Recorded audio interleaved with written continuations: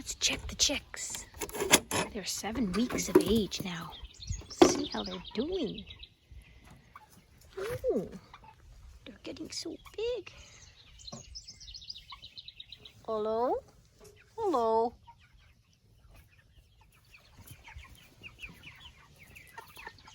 So they're not quite big enough for my liking, so I'm going to keep them on the grower feed for another week.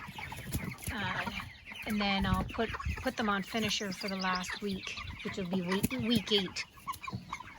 So they're not too bad in size, but they're not big enough yet for our liking.